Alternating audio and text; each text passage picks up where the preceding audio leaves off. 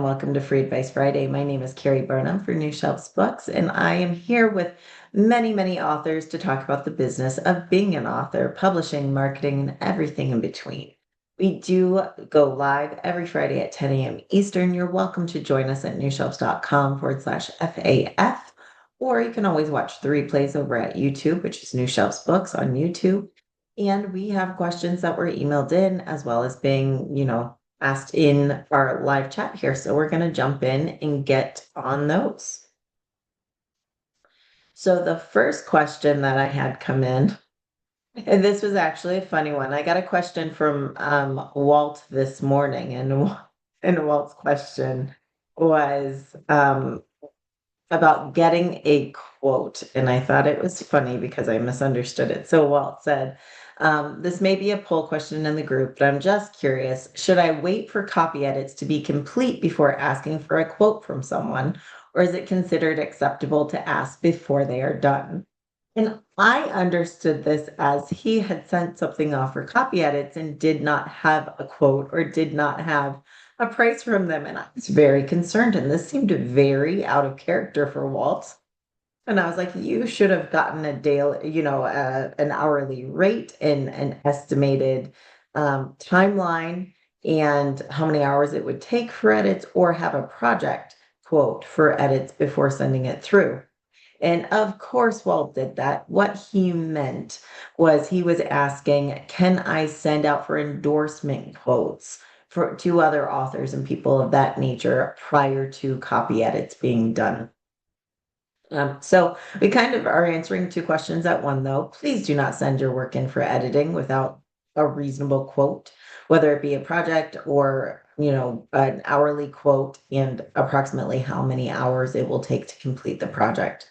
Definitely have that before you get started with editing. But as far as endorsements, it's generally accepted that you will send a unproofed copy for endorsements to other authors and things. However, proofing happens at the very, very end stage. It is expected that you will have an edited copy. So, sometimes, especially in indie or self-publishing, we don't always see the full range of edits. We don't necessarily see developmental edit and then copy edit and then a line edit and then formatting and then proofreading. A lot of times we might see one edit that's kind of developmental or a copy edit, line edit mix. And then we see proofreading at the end or beta reading it instead of proofreading.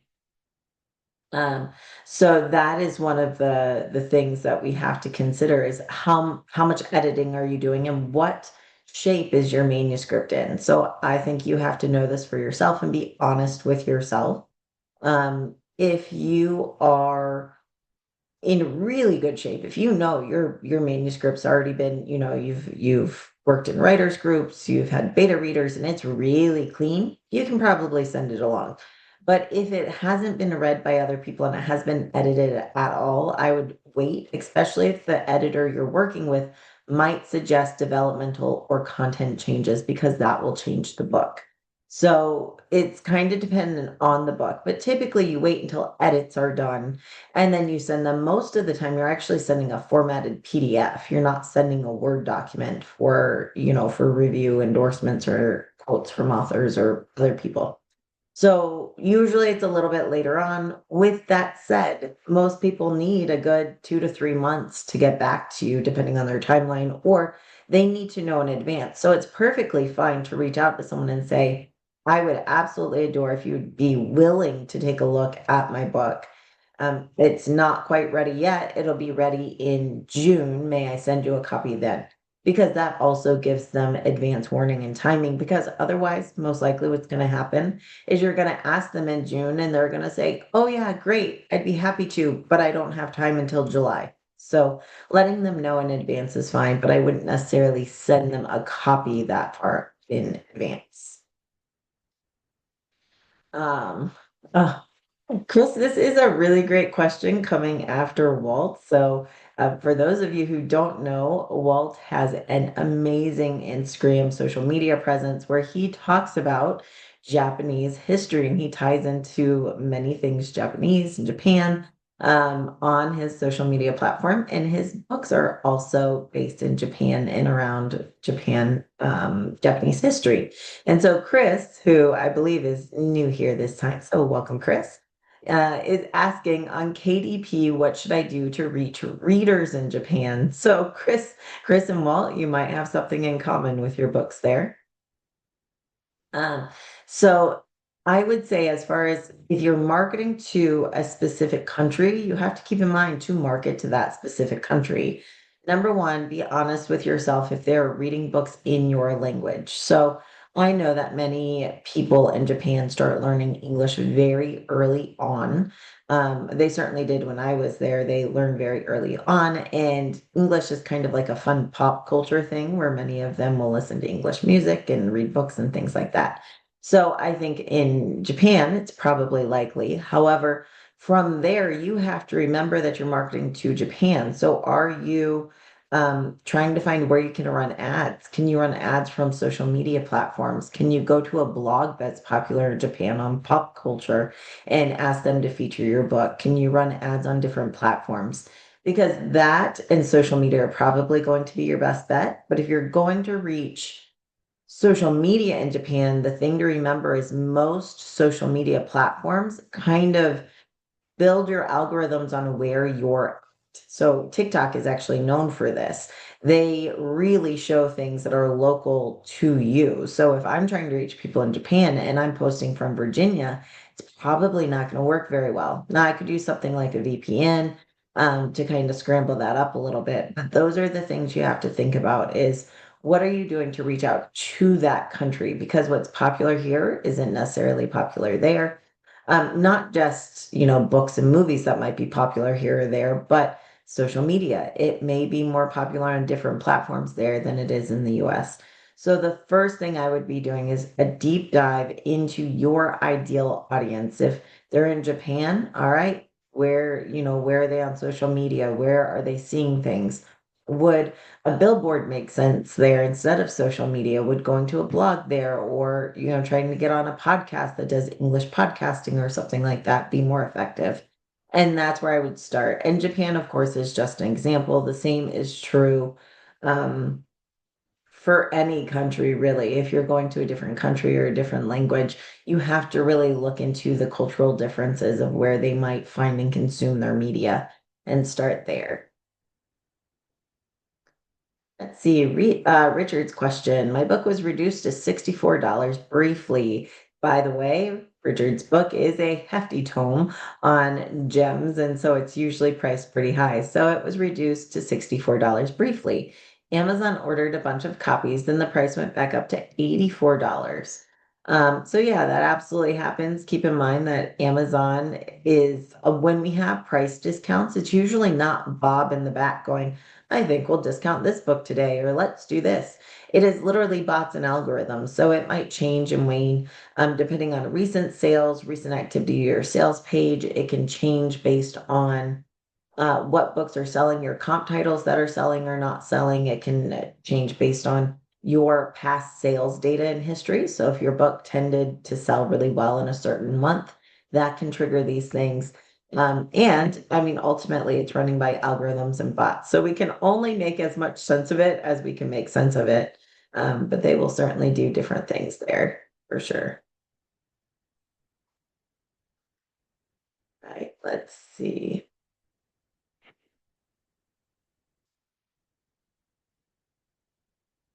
Yeah, and Linda's saying I had several rounds of editing, content, copy, and proof. It was so important, and they gave me per word quote instead of time. Yes, it depends on the editor. Also, certain editors are more likely to price differently. So, for example, proofreaders are more likely to proof by the page or by the word count. Same for, I would say, line editors, whereas developmental editors often will go by time or a project cost because it's a little bit different for how they're working with you. So it definitely does change. It depends not only on the editor, but the type of editing they're doing. And it's just really, really important to know your cost ahead of time so you're not surprised by some $2,000 invoice you didn't expect. Just like I don't tell people, hey, yeah, just let me market your book, and then I'll send you a secret invoice later that, you are not expecting. That's not how, well, I won't say no one tries to work with that, but no one reputable, no one you want to work with does that. Let's see, I'm self-publishing a coffee table book featuring 100 companies. I've looked into KDP for printing, but I'm concerned the quality won't meet my expectations. So I'm sourcing suppliers in China instead. How easy is it to send physical copies to Amazon's warehouse if I ever traded with them? Will I be penalized if I don't offer a digital or Kindle version? I just prefer the luxury coffee table experience. So that's a good question, Stella. When we're talking about offset print, so you're printing from anywhere else that you're doing offset print, it's a different ballgame because you're not using print on demand. So if you want to work with Amazon and you're doing offset print, what that means is that you either have to open up it used to be a Amazon Advantage account, and they're moving those all over, I think, to Vendor Central, or a Seller Central account. Essentially meaning you have to open up a seller account just like someone who's selling jeans or shirts who does sales on Amazon because not everything comes directly from Amazon. So you'd have to open up one of those accounts, list your books there. There are many tools there. There are fees for selling on their platform. Last I checked, you could either pay a monthly fee or it's like $1 per item. And depending on how much your book costs, it might make more sense. Also depends on your sales. If you have high volume sales, it's cheaper to pay the monthly fee. If you're selling 10 books a month, $10 and $1 every time would make much more sense. So you have to look at that. But then you're responsible for being the shipper, which means that when a book sale comes in, you have to package and warehouse it within a very set amount of time, or you have to have your books in a warehouse and send the order to them and they're taking care of it. The other thing to think about if you're doing offset print like that is that how are you going to sell these books? Are you going to sell them directly from your house in Shopify? Are you going to work with a drop ship warehouse, essentially where a warehouse holds all your product and then when orders are sent in, they ship them out?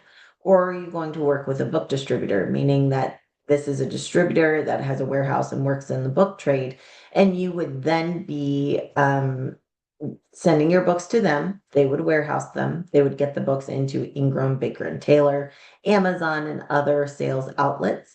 But then, of course, they take fees for that. They take typically it's going to be around a 15 to 23% fee. They are also going to take warehouse fees in most cases. They don't necessarily do a lot of marketing for you, although they do, include you in their major catalogs and the major wholesale catalogs, which is just online. So you really just have to think about it. I don't think you'll be penalized on Amazon. And no, it's not required that you have a digital or Kindle version. And in fact, there are many books that don't have a digital or Kindle version because it doesn't make sense for the the actual book itself. So just think long term, not just about Amazon, but okay, if I have these books, how am I going to sell them? What sales platform am I selling them on? Is it direct where I'm responsible for the traffic? Is it Amazon? Is it through a wholesaler? And then thinking through when someone buys them, how are they going to get shipped out? Am I going to ship them from my garage? Am I going to pay a warehouse or a distributor? And those details you certainly need to think about before you order those books. Yes, Amazon Seller Central can warehouse your stock. They don't always. It depends on what you're doing and what program you're in.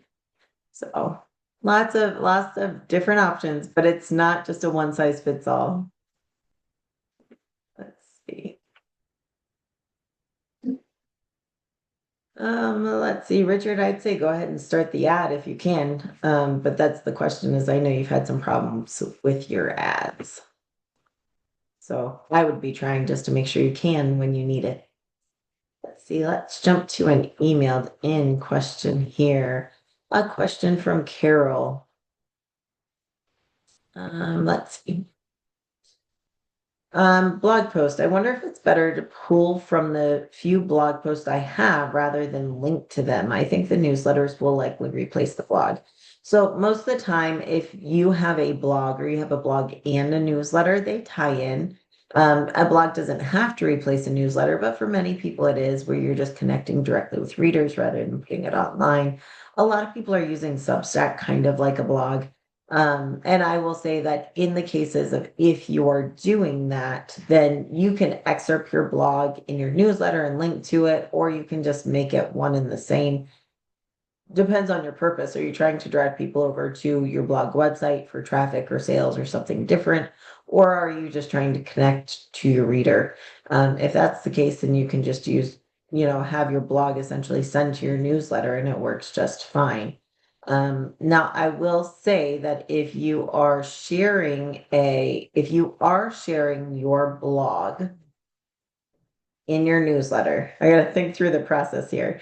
If you are sharing your blog through your newsletter, so essentially you're just, making your blog your newsletter, I wouldn't link out to it unless you do have that purpose. So don't have a paragraph of your blog and then make people go to a different website in order to finish that blog, unless there's a reason to send them to your website for other services, products, something like that. So I think you just have to think about user friendliness and does it make sense? Is it more confusing for the reader? Is it annoying for them? Because just like anything else, if you annoy them, they're going to drop off. They're not going to keep reading.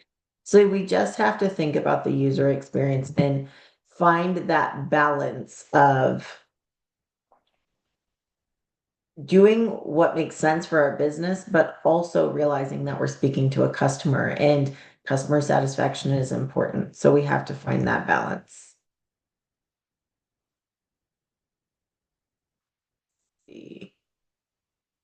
Oh, this one has been a hot topic, very hot topic. Recently, this it was May 15th, I think it was May 15th. A couple of newspapers ran a fake summer reading list. A journalist created a summer reading list with AI, did not verify it, and multiple books on the list were fake. They were attributed to real authors, but these books don't exist. I think it was a list of 15 books, and five of them were fake books. So this person not only used AI, they didn't double check it. Their career is probably pretty much over, but this was not like just on a blog. It ran in the Philadelphia Inquirer and the Chicago Sun-Times.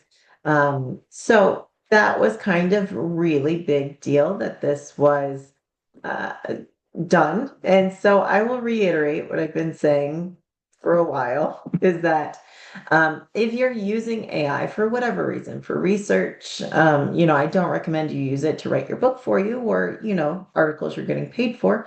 But I do think that if you're going to use it, fact check it. I keep saying that AI is a little bit like a toddler in the kitchen. If you give it one specific task, it will probably do okay. However, it lies. It lies and it makes mistakes. And so we have to trust but verify. Actually, don't trust, just verify. So I think that it's one of those examples of as many breakthroughs as we're having with AI, and as much as AI is being used, and as much as AI is a tool that I do think can be helpful and is coming out on the marketplace more and more. And that's not walking back, in my opinion. I think this just highlights the importance for a human eye on those tools, not just, trusting it to do the work, but really reading through, double checking, checking the sources and different things like that. So I think that is one of the things. It was just a prime example of how not to use AI, how to get in trouble with AI. And I do think it's one of those things, a lot of controversy around this. I don't think this means people are not going to use AI. In fact, a recent BookBub poll, BookBub, of course, the large ebook discount newsletter, BookBub recently did a poll, and 45% of publishers identified that they were using AI in some way. 45%. So that's almost half, and I'm not very surprised by that. Um, and I think so the survey was 1,200 authors. So 1,200 authors and 40%, I think it might have been a little bit higher, were using AI, whether it be for, they might have been using it for writing in generative AI, marketing, research, other tasks. So different ranges, certainly. And we've talked about that here as well. So I think that that's very interesting because when I talk to a group of writers, most of them will say absolutely no AI, no one in the industry is using it. I wouldn't touch it. And then you get in a room with publishers. Now, keep in mind that writers are focused on the craft, the art. Publishers are focused on the business of books, of selling books, marketing books, making money on books. It is adjacent but different. And you get in a room with publishers and the narrative shifts. And so I'm not very surprised that 45%, 45% of those people were saying they use AI in some way or another, using them to, but it does mean they're using it somehow. Which leads me into last week at IBPA, one of the hot topics and one of the keynote panels.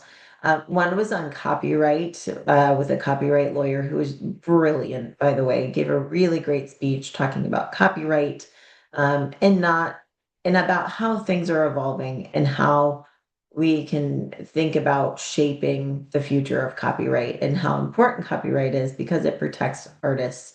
And not that AI and licensing and things won't come about, but just the importance of copyright, protecting that copyright and the different forms of art. It really, again, brilliant speaker talking about how it went from written language to copywriting the first photograph and different things like that. So very great. But then there was a panel of there was a panel with the CEO from the Authors Guild, a publisher who is very focused on licensing work to AI companies. So it's created by humans, it's written by humans, but then they're really working on licensing deals with AI so that these artists their work. One from an AI company who's really been an AI startup and working in AI with publishing and writing. And then we had a publisher who is using AI in their business. Again, not to write books, but in marketing, a lot of automated tasks. And I thought it was so interesting because, number one, these people did such a great job of respectfully discussing topics that can be very heated. And so I really appreciated that about them. But I was very, very surprised. One of the publishers, well, first they asked in the room, they said, how many people in this room are using AI in some form or another? And I would have actually guessed it was more than 50%. I think it was probably three-fourths of the people in that room talking about, and it was IBPA, independent book publishing. So we're really focused more on the business side. I would say about three-fourths of the people in that room said they're using it in some form or another. And by the time the discussion was over and we really understood how AI is being used and what it's being used in, I think even more people would say it because they didn't realize they were using AI. But some really key takeaways for me that I thought were so interesting is number one, I really got from the Authors Guild that they, of course, the Authors Guild have been in the news about supporting authors and, suing different companies and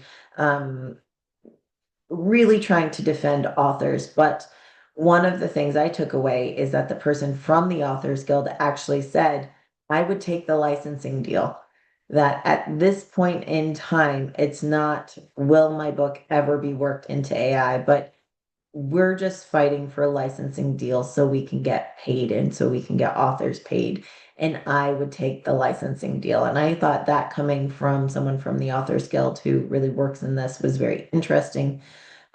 Because I think that speaks to the future, like it or not, that it's no longer we want to shut it down, but we just want to get paid. And so I thought that was very interesting. I also thought it was very, very interesting that as they were talking about AI, the publisher actually said, and I'm paraphrasing, but it's pretty darn close, I will never again hire someone who doesn't know how to prompt and use AI. They literally said that I'll never hire someone again who doesn't know how to prompt and use AI. And um, that was actually something that came up and was repeated through several people in several forms throughout the weekend, which I thought was really interesting. That this is just becoming the norm in the future, and that it's something that rather than being afraid of, wherever you fall ethically, I'm not here to discuss that. I am saying that I think it's becoming used in so many things that to just be uneducated is dangerous at this point, especially if you're a younger person in your career. And talking about how AI is really being rolled out, Google's Gemini, which is like a form of AI, deep research has just come out and it is crazy. We are seeing AI in Word, in Outlook with the Copilot.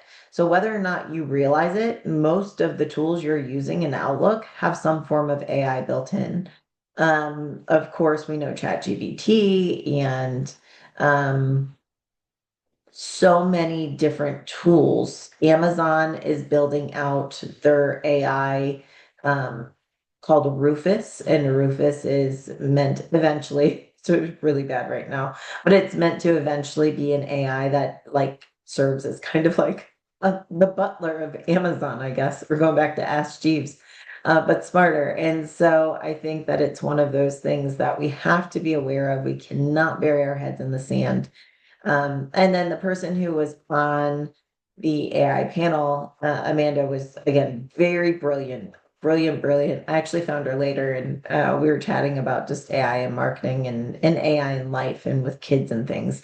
And one of the things said is that AI um, doesn't think for itself yet, but they're working on it. And she actually said that terrified her. And that scares me when someone who knows what's going on is like, man, that's scary.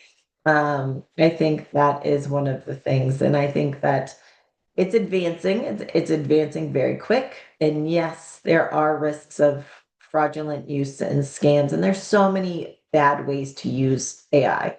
I am not arguing that in the least. I'm not saying whether it's good or bad. I'm not saying anything like that. And as much as we hate how OpenAI and ChatGPT were created in that the works weren't licensed appropriately and certainly support getting authors paid and artists paid, um, from what I understand and the people I was talking to is just about every big AI model is built off of the same basis as ChatGPT. And so no matter what you're doing or what you're using, whether it be from a writing company or from Google or Outlook, all of these things were basically built off of the same basis and the same learning tools.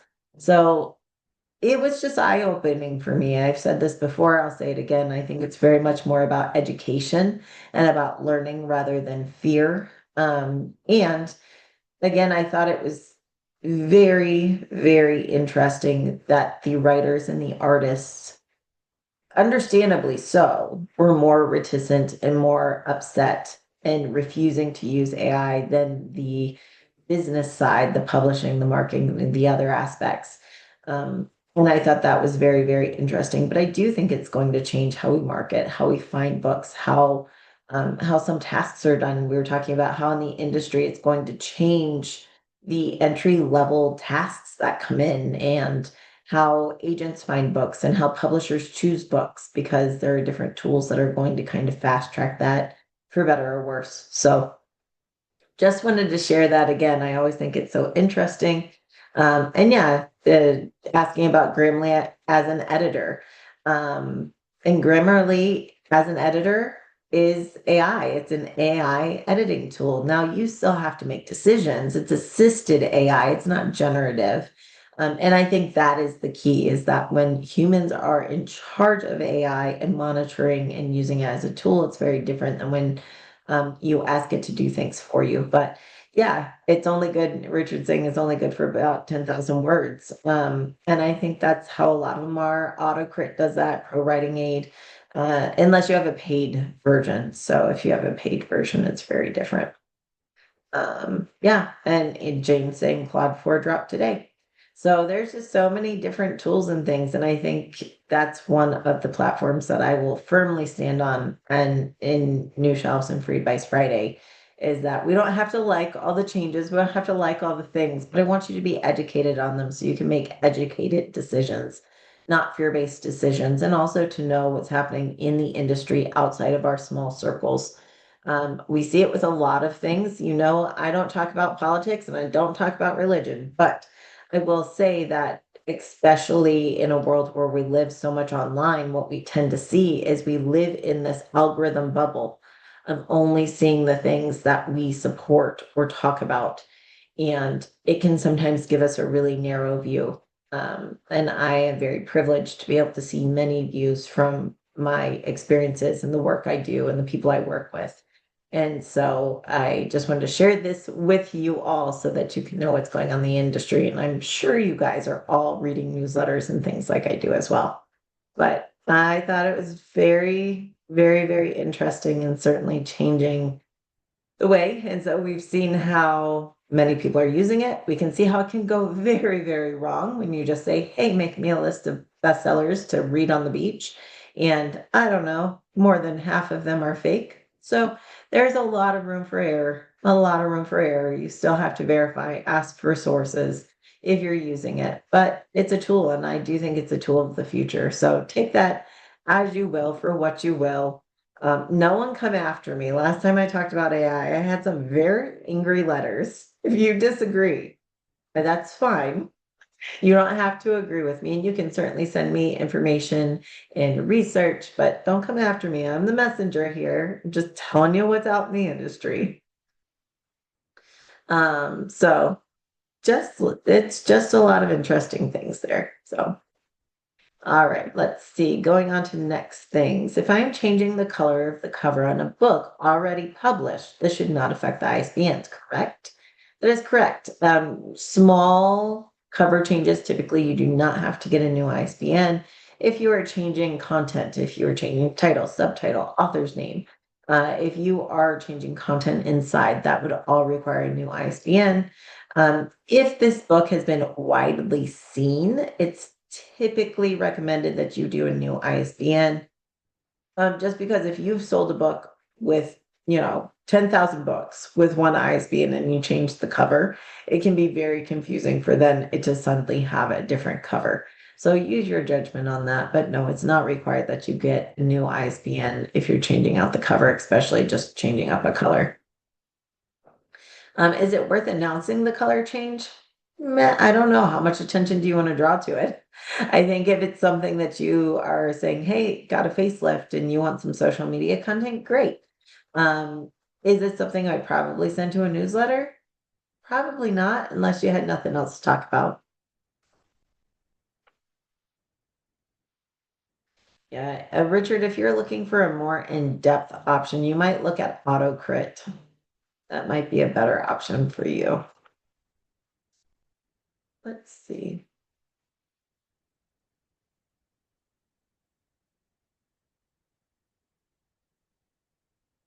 See, I love this. So we have Jane Cleland on the call. And if you don't know Jane, you should go follow her.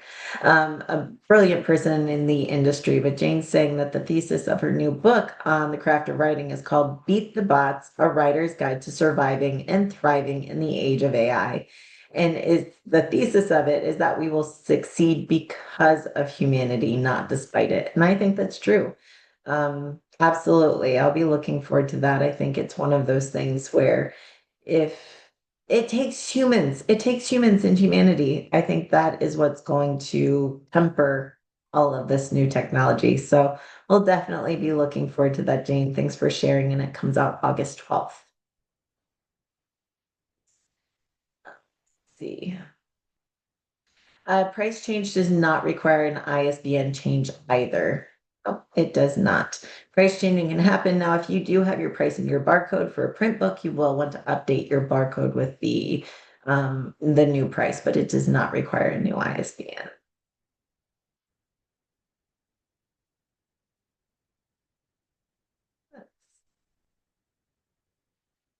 All right. Is AI advanced enough to calculate accurate author royalty reports based on Ingram Spark or KDP monthly book sales reports? Um, that's a tough question, Annette. Is AI advanced enough? I would say yes. However, AI is only as good as the person using it and the prompts given. So I think it would take someone with some extreme knowledge of calculations and reporting to be able to give a really good prompt. Probably a prompt for a Excel spreadsheet formula that would then be input. So this is one of the things that people don't necessarily think about for AI is that it's not like you can't just ask it. I mean, you can ask all sorts of things, but you can't just ask it um, big questions and expect it to perform well. You really have to lead it. So you could say, acting as a analyst, please create a formula that will help me calculate and put create an Excel spreadsheet with this on the axis and this on the Y axis. So it would take some thought in creating a prompt, but could it help you get there? It's definitely capable for sure.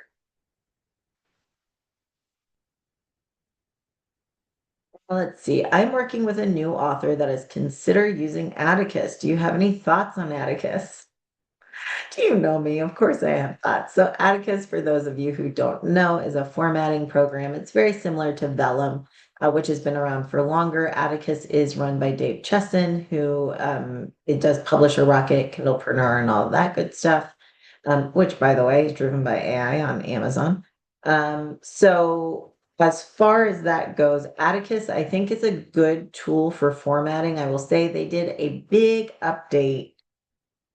I don't remember how long ago it was. It was either like 3 to 6 months ago. They did a big update and they had a lot of complaints, a lot of bugs. I think they've been working through those to kind of make sure that they don't have those issues anymore. But I don't know where they're at with that. So I have recommended Atticus in the past. I have it, I use it. It can be a little glitchy, as I mentioned, but it is usable on the web, which I appreciate because you can use it on any computer, whereas Vellum is meant for a Mac, so you really have to use it on a Mac or special software for Mac. And so Atticus is very accessible. It's got an online login, it's got storage, it's got some really nice tools in it. If you're formatting a couple of books, a couple of books a year, or you've got one or two books, it certainly is cheaper than paying for formatting. And it's easy to use. They have a ton of YouTube videos. Recommend it for that. If you are, I don't know, if you're an indie publisher or a small press where you are formatting books regularly, you're formatting books every month, every week, Vellum is probably a much better tool for you. So, yes, I have it. Yes, I use it. Those are my thoughts and caveats at the moment. But as I said, they are working to get those things updated if they haven't fixed them yet. Let's see. Let's see. I put questions in email. Oh, yes. Linda, I saw your email. Let me pull it up. All right.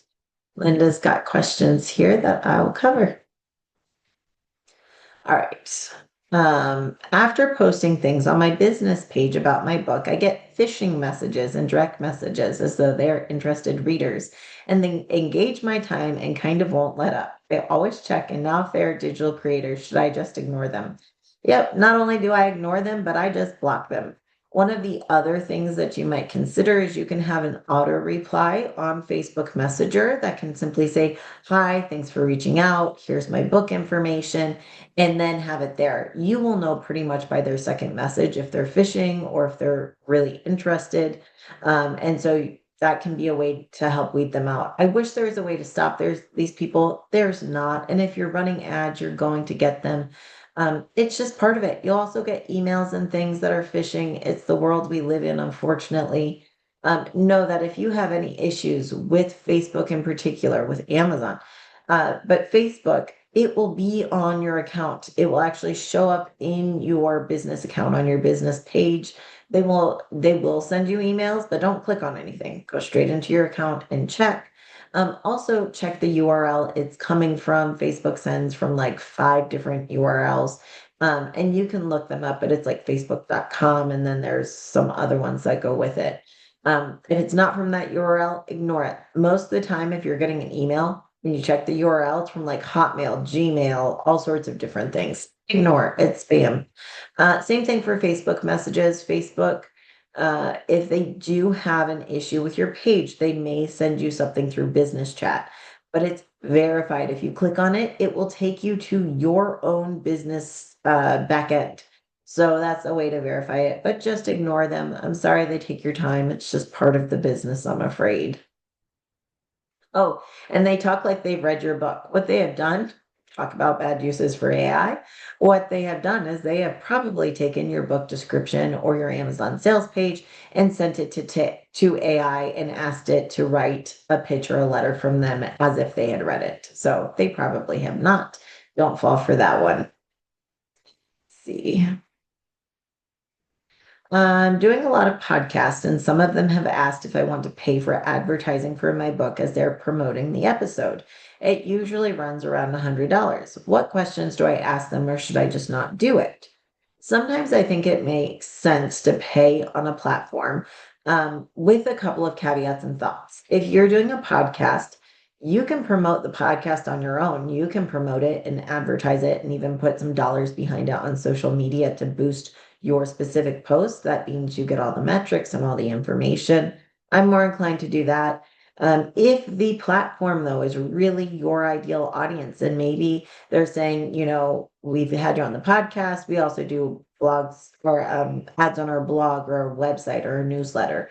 If it's your ideal audience and you want to highlight that and it's a reasonable cost, I see no problem with this. Again, just do your due diligence. The things you want to ask is exactly what am I getting? What reports will I receive? What type of metrics do you have? How large is your audience? So again, it really depends on what type of ad it is. But if you're saying I'll feature your book in my newsletter, then I want to know how many people are on your newsletter. What's your average open rate? Will I get click numbers? Different things like that. So depending on the outlet, it makes sense or doesn't. If they are asking for money simply to interview you, typically it's a no for me. There are so many opportunities to do things for free if you put yourself out there and if you take the time to really come up with a interesting pitch that connects your book to the community. So those are my thoughts there. Oh, what's one tool you would invest in for editing someone's book? I'm not an editor, so I probably not the best one to ask. But if I was going to like self-edit myself, number one, I use Word. I don't use Google Docs. I use Word, and they have some really nice built-in features. I do pay for a subscription for 365 or whatever it is. And I use that just in business anyway. But if I was going to pay for one tool, I would probably be looking at like ProWriting Aid, Grammarly, AutoCrit, depending on what you're using it for and why. Just because those have really great reputations, they've been around for a long time. And again, they can be really useful tools. Uh, There was one. Oh, the thing that I promised in my headline today was about the KDP changing royalty rates. This has a lot of people shook because it was kind of vague. Here's the thing, you guys. KDP is changing royalty rates, but it's only for a small subset of books. So as of June 10th, KDP will be changing royalty rates for print books that are priced under $9.99 in the US. There's conversions for other currencies. I think it's 13.99 Canadian, 7.99 in pounds maybe, but 9.99 US. So if you have a book that is under 9.99 in print, your royalties will move from the 60% royalty that all print books currently get to a 50% royalty, which means you may need to raise your cost to be above that 9.99 mark in order to still make a profit. Or if you keep your book at the same price, your profits will go down or may be non-existent. Why are they doing this? Well, that's something that we can speculate on anyway. There are a lot of low content books going up. a lot of journals, a lot of coloring books, a lot of low content books, and books that are just small that people are putting up, and they're putting them up at, 7.99, 8.99, 6.99. And essentially Amazon's just saying, hey, it still cost us the same amount, not to print them because they're smaller, but the same amount of manpower to ship and take care of these things. And so for those lower cost books, we're going to charge more. We're going to take an extra 10%. So this will not affect most people. It does not affect ebooks. If you have a novel at 17.99, something like that, will not affect you. In fact, some print prices, specifically on color books, may be coming down, so you can check that. But if you have a print book priced under 9.99, it's time to reevaluate that. They do have a royalty calculator with the new pricing that you can use. Again, I think this will mostly affect coloring books, journals, children's books, probably, especially paperback color or paperback print books for children. But 9.99 is not that high. So consider that and how much it makes sense to you to raise the price or to keep the price low and take a lower royalty cut. But that's who it'll affect. It's not dropping across the board. Um, and again, when you really look at some of these low content books and the accounts that are doing these low content books, because let's keep in mind, you guys know me. I'm a newsletter junkie. I'm a Facebook group junkie. It's what I do on my spare time when I have it. And so I'm in a Facebook group, and one person was talking about how this was going to affect them because they have over 400 low content books. There is a max on KDP that you can only publish 3 books per day. That's how they're helping kind of keep bots and things out. And this person has over 400 low content books that they've made in the last 2 years, I think they said. So they're churning out some low content books. And this is part of why Amazon's doing this, to keep people who are turning out a lot of content that is low content that's flooding the marketplace, but also so that when they are doing that, Amazon's at least getting more of their cut and, the profit of covering those costs of having to ship and handle orders and customer service and all of that kind of thing. So, as always, it only takes one bad apple to kind of ruin it for a lot of people. But not saying that person's a bad apple. Low content books, there is a market for them. But I think that the problem is we've seen a lot of AI driven low content books that are honestly garbage. Again, highlighting the need for humans to read, to edit, to create, even if you're using AI to support. So that's what's happening with that. Your ebooks are fine, higher priced print books are fine, and you shouldn't need to worry about that. Let's see. The other thing is there is a large company that deals in, we'll call it book packaging. And they recently sent out an email that said that Kindle book series now have a new recaps feature. And they do. However, it was very vague and didn't give enough information for most people. So Kindle Books now does have a recaps feature, and it's a new feature that helps readers quickly catch up on book series. It's available on Kindle devices in the US only at the moment, and it recaps short summaries of key plot point lines and characters, perfect before diving into the next book. So essentially, they are using probably AI to create recaps of a book series. So if you have a book series that has 17 books, your readers who have, books in their Kindle from you can now read a recap summary of book 16 before going on to book 17. However, the very small details that were left out is that this is probably driven by AI. You do not get to choose your recap. And this is currently only being done for best-selling titles. So books that have thousands of reads and reviews, it's not going to affect most people. It's going to affect a very small percentage of people who have series with a lot of traction, a lot of sales. It may contain spoilers to my understanding, but that shouldn't affect those people because if it's they have to have both the old book and I think the new book in their Kindle for it to work. So they would have already either read it or bought the book. So Kindle recaps, it's very new. They're trying it out. It won't affect most of us. Will it eventually be available kind of across the board? I don't know. I do know that at the moment it's not anything that an author like has an opportunity to change. Although I'm sure that if a big publisher went in and had a problem with it and needed an update, they would get it. But take that as you will. All right, you guys, I think that is my updates for this week. Thank you for joining me. It is always such a pleasure to be here with this community. We'll be back next Friday at 10 a.m. Eastern, same time, same place. So if you have questions, email them in to info@newshelves.com. We are happy to get those answered next Friday. And of course, you can join us live at newshelves.com/FAF. Thanks, everybody. Have a great holiday on Monday. Have a great weekend, and we'll see you next week.